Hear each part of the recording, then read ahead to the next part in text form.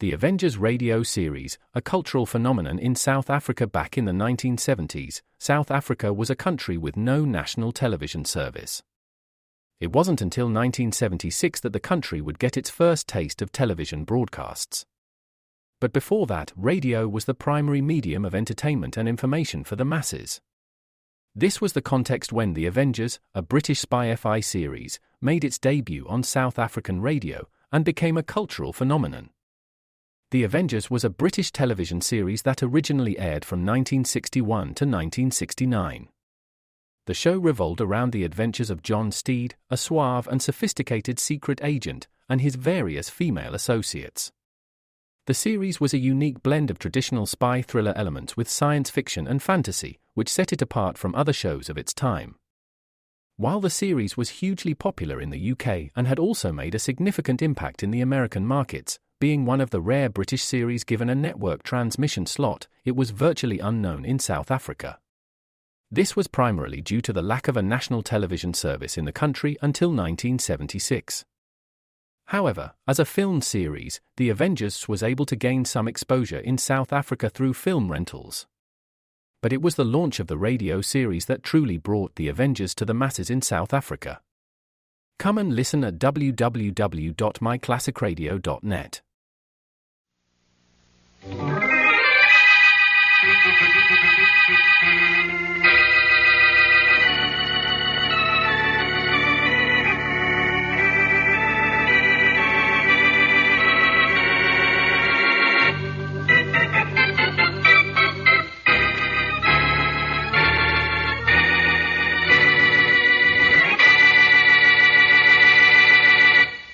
I don't know what you can tell Mr. Kingston, sir. His credit manager insisted we pay him the money we owe his firm and pay it immediately. I'll tell him something, if he ever gets on this telephone. I've been holding the line waiting for him for 5 minutes now. I tried to tell the credit manager we'd take care of the matter, Mr. Burton, but he wouldn't listen. And frankly, sir, I've run out of excuses. I understand. I think... Hello? Yes, Kingston, now. Oh, Charlie. Charlie, this is Ralph Burton. Oh, hello, Burton. I have a memorandum on my desk to call you. Yes, I know. I called because I want to explain about that money we owe you. Well, the amount is $30,000, isn't it? Yes, and Charlie, I don't have it. I'm up against a brick wall right now. I'm pressed for cash. You've got to give me time. Well, I'd gladly give you another 30 days, Burton, but the board of directors turned me down. They insist on immediate payment. And I wish there was something I could do for you, Ralph, really, but there isn't. I've no control over my directors. They're insisting that you pay what you owe or they want to put you in bankruptcy. Well, I won't kid you, Charlie. There's no way I can pay you now. And bankruptcy will only ruin me permanently. Give me time, please. Yours isn't my only obligation. Everybody wants money. I don't want to appear hard, Burton. There's nothing I can do. I guess it's your problem, and it's up to you to solve it. Yes, I suppose that's right. This isn't your fault, Charlie. There's only one solution to my problem. Yes, I'm afraid there's only one way out for me.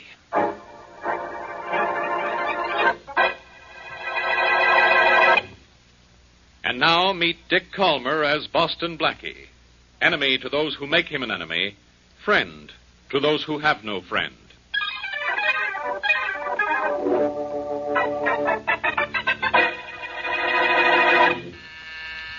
Coming. Well, hello, Mary. Come on in. Thanks, Blackie. Are you spending a quiet evening at home? I was, till now. Mm-hmm. I wasn't supposed to pick you up for half an hour, right? Yes, but I had to do some shopping, and I found myself near here, so I thought I'd drop in and save you the trip. We can go to the movies from your apartment just as well as from mine. Suits me. I was just finishing this newspaper anyhow. Kind of dull. Not an interesting murder in it. Oh, murders aren't interesting. They're practically deadly. That's the general idea of the murderer. Glad you like it. Just before I left my apartment, I was reading the story on the suicide of Ralph Burton. Did you read it? The Burton the Textile Man? Yes, here it is on page 1. Faraday gets billing in it. Seems that the good inspector, after duly inspecting the body, the gun found in Burton's hand, and a suicide note, quite expansively announced Burton as a suicide. And despite the fact that the inspector thinks it's suicide, you don't think it is? Oh, Blackie, don't you feel well? Feel fine.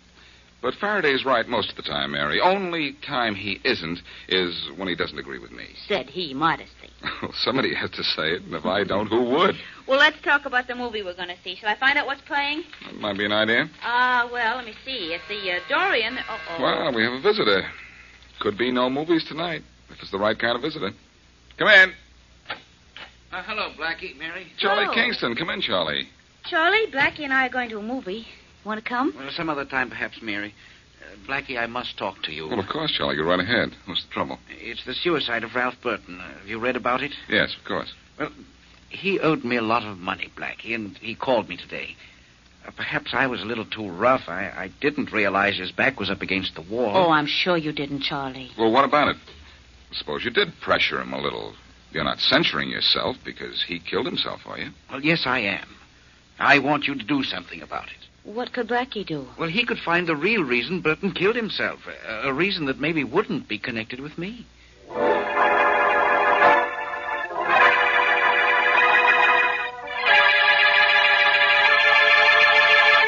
Go ahead. Well, go ahead, I'm listening. Well, Inspector Faraday, it's all in the formation of the letters. Here's how we know the Burton suicide note was genuine. Absolutely and unquestionably. Here are dozens of letters we know he wrote. Here's his suicide note. They sure look the same to me. They are the same. I've been handwriting expert on your staff for 20 years, Inspector, and there isn't any doubt that one man wrote the suicide note and the other letters. Absolutely and definitely. Okay, Flynn. That's what I thought when I said Burton's death was suicide. Thanks for agreeing with me.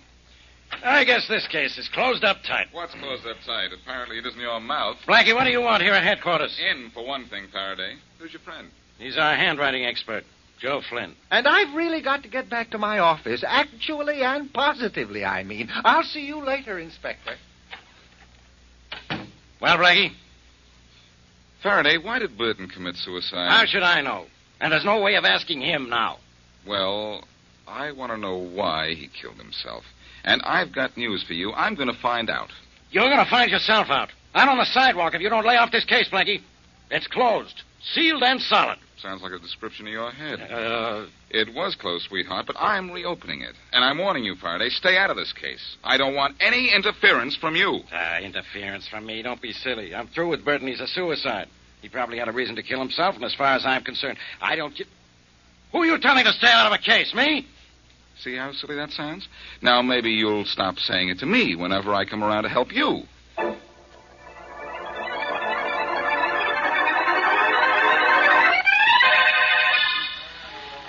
Make your bets, please, ladies and gentlemen. Dealer draw at 16, stop at 17. All ready? I guess you're the only one who cares for blackjack, Mrs. Burton. I'll have a card. Yes, of course. Slide it right out of the box and to you. 6. Another? One more. Right. An 8. Another? No. No, I'll stay with these. Very well. I turn my bottom card over. That's a queen. That's 10. I take a card. A 3. 13. I draw one more.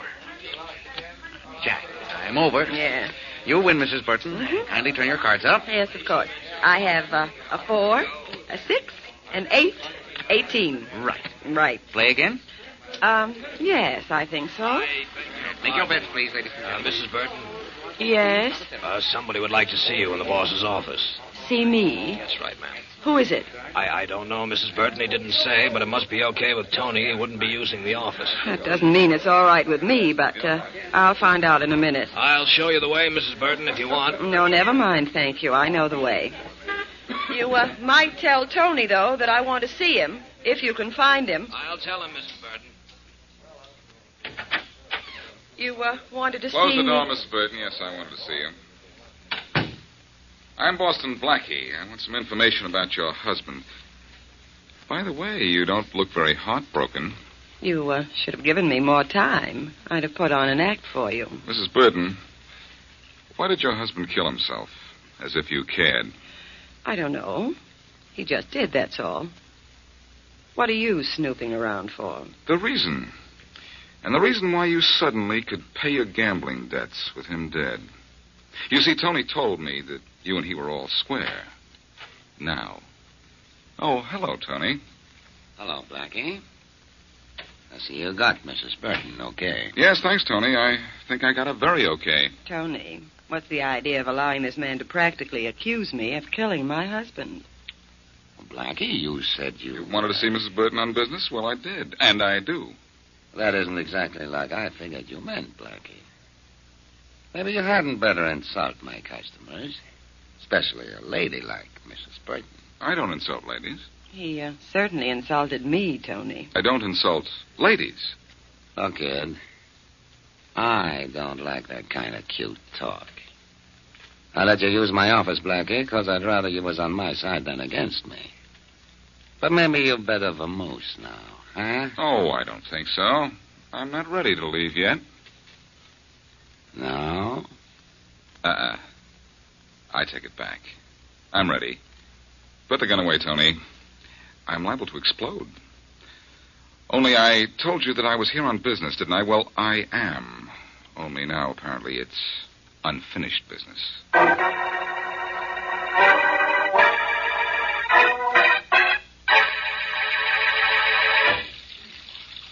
Just serve it over once, Mike, like always. Yes, sir, Tony. Once over it is. Sir? Ain't out of my eye, Mike. Keep the leather out of my eye. Yes, sir, Tony. Out of the eye it is. There we are. Sorry. How do you like being my own private barber, Mike? Aces, sir. Aces. Working up here in my apartment instead of the barber shop. Working at my gambling tables at night. Like that? Yes, sir, Tony. Sure like that. Well, step on it then if you like it so much. I got a date with a young punk who worked for that Burton guy that knocked himself off. You ought to be here in 5 minutes. I want to be through by then. Yes, sir. Tony, you ain't going to the fights Friday night. They got a good card. I ain't. But you can. You got the night off. Tony? Oh, Tony. And there's that punk George that worked for Burton. Be out in a minute, George.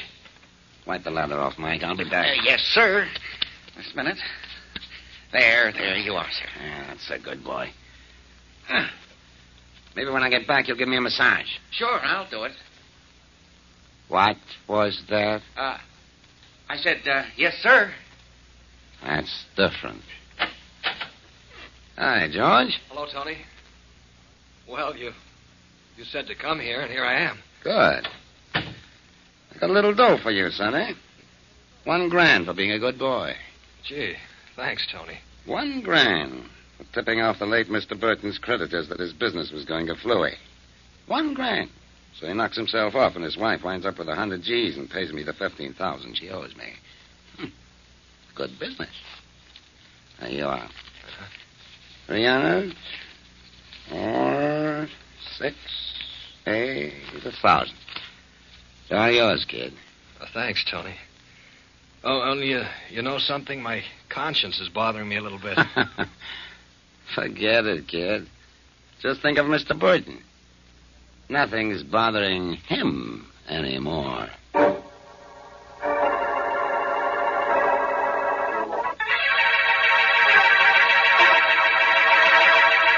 Blackie, tell me, have you found out anything? I haven't slept now in 2 nights. I'm sorry, Charlie. Apparently there's nothing to find out. I did locate Mrs. Burton and did find that she isn't terribly broken up over her husband's death. That means nothing. I know it doesn't. You see, Charlie, if this weren't such an obvious case of suicide, perhaps it'd be something I might uncover that might make you feel better. Oh, it's suicide, all right, Blackie. That note Burton left leaves no doubt about that. It's obvious. All right, you are. Say, wait a minute. Maybe everything is too obvious. Well, what do you mean, too obvious? I mean a lot of things. Listen, Charlie. I know Burton left his wife a sizable fortune. That could be a motive for murder. Oh, Blackie, I wish what you were saying could possibly be true, but it can't. Burton was a suicide, all right. And in fact, as I remember things now, he tried to kill himself once before, 10 years or so ago. Apparently, the thought stayed with him all these years. That could be a part of the murder plan. And if this is a murder plan, Charlie, if it is, it's a beauty. You honestly think that Burton might have been murdered? I'm hoping that's what it is. Well, then, do something about it, Blackie, please. I can't go on like this, believing I was responsible for the man's life. Take it easy, Charlie. I'm going to find out who was responsible for the man's death.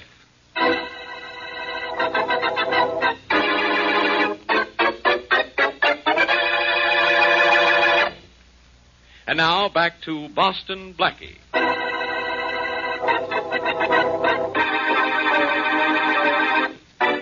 Boston Blackie's friend, Charlie Kingston, believes he is responsible for the suicide of Ralph Burton. Blackie, in trying to ease Kingston's conscience, finds that Mrs. Burton is seemingly unaffected by the death of her husband, that she is an habitué of Tony's, a gambling house, and that she has been left a fortune by her husband. The police are certain that Burton was a suicide, principally because of an authentic note indicating his intention, which they found near the body. But Blackie thinks it's murder. As we return to our story, Inspector Faraday calls at Blackie's apartment. Come in. Hi, Miss Wesley. Hi. Blackie here? No, I'm waiting for him, too. What's up, Inspector? Balloons. Oh. How should I know what's up? Well, at least I didn't ask what's new. You'll have to admit that that's in my favor. I couldn't answer that either. All I know is I got a complaint from a Mrs. Burton that Blackie was bothering her. And I came up to tell him to lay off. Mrs. Burton? The widow of the man who committed suicide? Yeah. What's Blackie want with her? Well, I don't know, but... Oh, here's Blackie now. Ask him yourself. Hi, Mary. Hello, Inspector. I'm Hi. sorry I didn't know you were coming, or I would have ordered something for you. Poison, probably. Not probably, preferably. Is this a business visit, or won't there be any laughs? I'll laugh, you. Blackie, stay away from Mrs. Burton. She doesn't like you. Thank goodness for that. Faraday, I've just come from Charlie Kingston's. You know, I don't think Mr. Burton committed suicide. Aha. I suppose somebody put his hand on a pen and forced him to write that suicide note. No, that note has me stopped, I admit that. But your handwriting expert, Mr. Definitely and Positively Flynn, is getting me some information on it. He's getting it for you. Well, he thinks it's for you. I told him I was calling for you and that you wanted to find out what kind of paper that note was written on and that he was to call you at my place. He said he would. Say, I should have been a confidence man. You should have been an ape. Go ahead, boys. I'll keep score. Now, mark up Faraday's bright remarks on the left-hand side, Mary. You can't write with your left hand. Well, then again, you won't have to. Is that so? I could write... The world will have to wait for the conclusion of your latest epigram, Inspector. Oh, yeah? Well, I'll take that call. It's probably Flynn.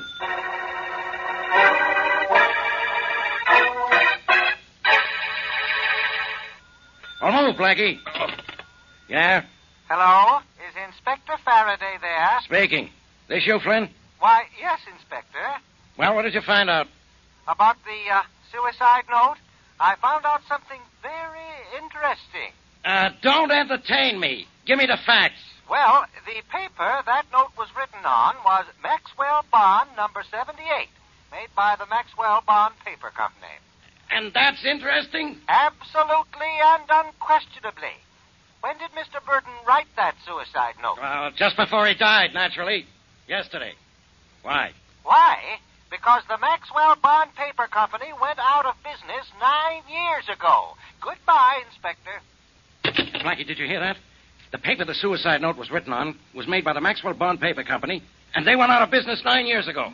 You know, that makes me think, Inspector. Blackie, maybe if that note paper was made by a company that went out of business a long time ago, well, maybe that suicide note the police found was the one he wrote when he tried to kill himself 10 years ago. No, maybe about it. You think somebody picked it up at that time and then kept it from the police? It's possible. Then, when it was expedient to murder Burton, the 10-year-old note was dropped alongside the body after a gun was put in the dead man's hand. That means it was Mrs. Burton. That seems relatively reasonable. For you, Faraday. Where are you going? Out to Mrs. Burton's house. Why? You going to try and beat me there? Me? I may be there later, but I'm going to take a chance and drop in at Burton's office first.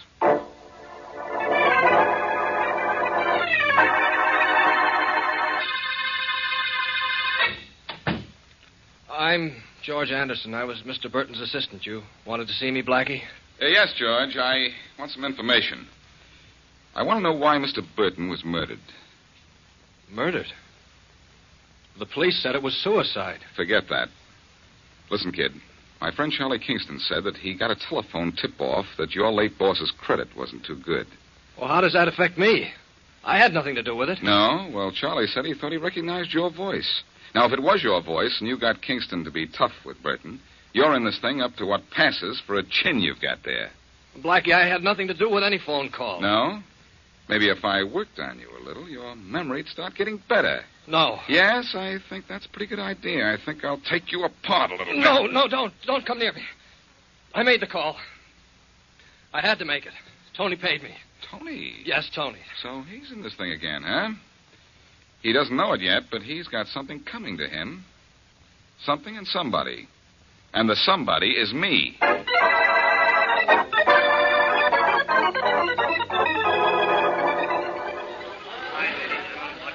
Keep the wheel going, Davy. I'll stick around and watch for a while. Okay, Tony. Make your bets, ladies and gentlemen. There's got to be a winner. One of the numbers always I think maybe it's your number that's turned up this time, Tony. All right, Blackie, didn't I tell you to lay off this joint and me? Yes, but I don't hear very well. Come on into your office, Tony. A friend of yours is waiting there for you. A fellow named George. He used to work for Burton. Keep the game going, Davy. Right. How'd you find George Blackie? I'm the curious type, Tony. I got a little tip on him and coaxed him to open up to me. He sang? Like a nightingale. And your name was his top note, Tony. Come on in. This is your office, remember? I know. All right.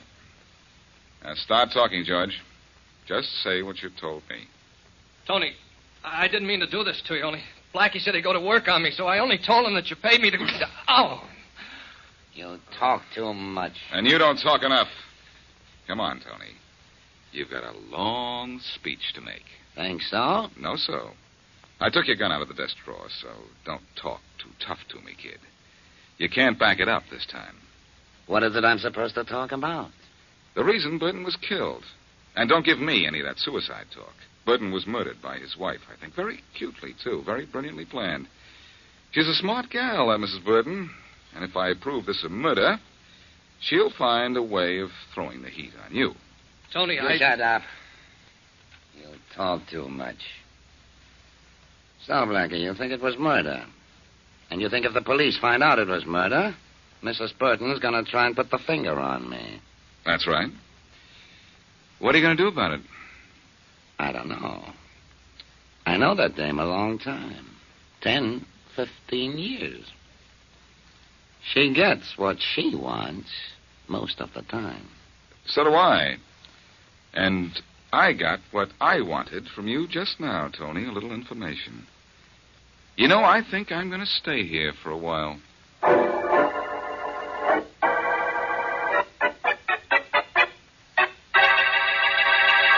You know, Mrs. Burton, we could do a lot of things. We could sit here and look at each other, or we could get down to business.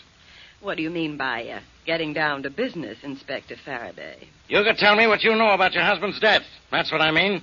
And don't think I'm still working on the idea that he was a suicide, because I'm not. You, think it was murder? How'd you guess? I think a lot of things more, too.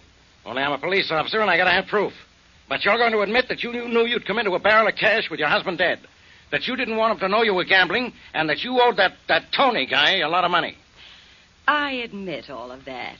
Well, now we're getting somewhere.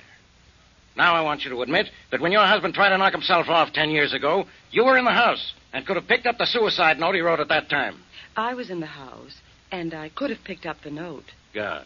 So you had a motive, you had a perfect alibi, and you killed him. Admit it, Mrs. Burton. You killed your husband. No, Inspector Faraday. I said I could have picked up the note, but I didn't. That's what you say. I say you did. I say you're in this thing with both feet. And I say that you're going to admit that you killed him right now. Oh, Oh, no, you don't. Stay right where you are. I'll answer that. Hello? Is that you, Faraday?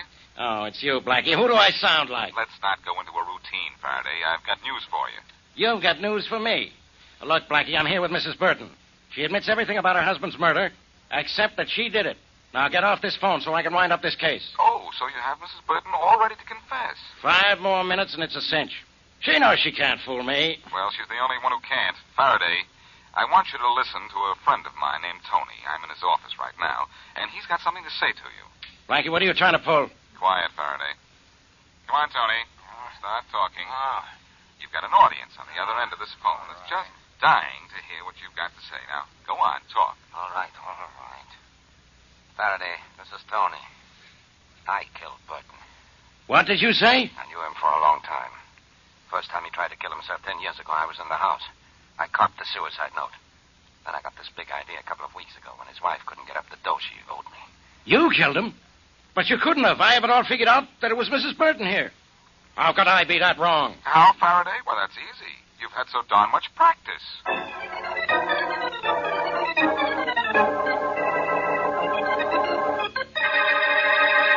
You know, of course, don't you, Blackie, that I still don't know how you got Tony to confess.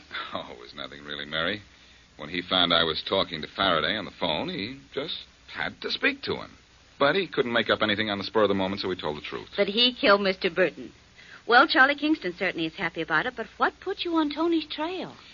One little remark he made. He said he'd known the Burtons for a long time, which means that he knew them when Burton first tried to kill himself. Now, I never knew that before, and that got me thinking. Wonderful little that to be able to do a thing like that. Mary, don't you want to hear about this? Oh, it's this now. It was that a second ago. How things do change. Yes, don't they? Well, Mary, here's the way I reasoned it. If Tony was around 10 years ago, maybe it was he who grabbed the original suicide note and thought up this murder plan. Maybes don't count, though. No, you're right. I needed proof, so I sat down with Tony, very nice and comfortably, and I said, Tony, my boy, won't you please tell me that you killed Mr. Burton? And then he sipped his tea, looked up and said, well, yes, old man. Matter of fact, I did. Rather unsporting of me, what? Something like that. Anyhow, I asked him if he'd mind terribly telling that to Faraday, and he said, of course not, old fellow. Love to do it and all that sort of thing, and he did. You mean to say you just asked him to do it and he did it? That's all, Mary. I believe it, Blackie, completely. Only I'd better put another piece of adhesive tape on your knuckles. They're bleeding a little again.